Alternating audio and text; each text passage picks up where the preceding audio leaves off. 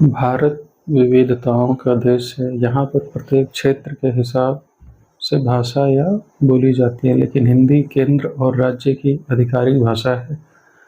हिंदी को 14 सितंबर 1949 में आधिकारिक भाषा के रूप में शामिल किया गया था। भारत विश्व की सबसे प्राचीन भाषाओं जैसे तमिल और संस्कृत का देश भी है। सभी भाषाओं में हिंदी वह भाषा है जो भारत में सबसे ज़्यादा बोली जाती है। ऑल इंडिया रेडियो समाचार के अनुसार 2019 में भारत में 615 मिलियन हिंदी भाषी लोग थे। इसलिए कहा जाता है कि हिंदी उन भाषाओं में से एक है जो भारत को एकजुट करती है। अगर पूरी दुनिया की बात करें तो अंग्रेजी और मैंड्रिन चीनी भाषा के बाद हिंदी दुनिया में सबसे ज़्यादा बोली जाने वाली भाषा है। हिंदी हमारे देश की एकता का प्रतीक है। यह एक ऐसी भाषा है जिसने देशभक्ति, साहित्य और संस्कृति की अमूल्य विरासत को जीवित रखा है। सदियों से कई संस्कृतियों और बोलियों को अपनाते हुए हिंदी भाषा आज भारत की सबसे अधिक बोले जाने वाली भाषा है और दुनिया में तीसरी सबसे अधिक बोली जाने वाली भाषा है। हर साल 14 सितंबर को हिंदी दिवस मनाया जाता है क्योंकि 14 सितंबर 1949 के हमारे संविधान को हिंदी में लिखने का निर्णय लिया गया था। ऐसे में इस दिन को हिंदी दिवस के रूप में मनाना हमारे लिए गर्व की बात है। हिंदी हमारे देश के सामाजिक, राजनीतिक और आर्थिक जीवन का एक महत्वपूर्ण हिस्सा है। यह न केवल हमारी राजभाषा है बल्कि यह हमारी अपनी संस्कृति का माध्यम भी है।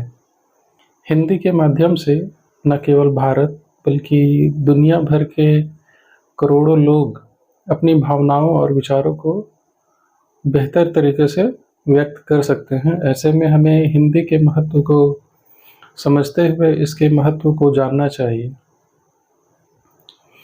साथ ही हमें यह भी याद रखना चाहिए कि भारत विभिन्न भाषाओं और संस्कृतियों का मिश्रण है।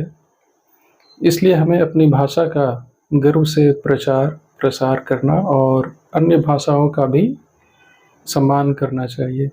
इस हिंदी दिवस पर हमें हिंदी की महत्वपूर्ण भूमिका को समझते हुए इसके प्रचार प्रसार के लिए चिंतन करना चाहिए। साथ ही हमें अपने बड़ों से हिंदी के महत्व को सीखना चाहिए और अपने छोटों को हिंदी भाषा सिखानी चाहिए ताकि यह भाषा हमारी आने वाली पीढ़ियों को गौरवान्वित कर सके।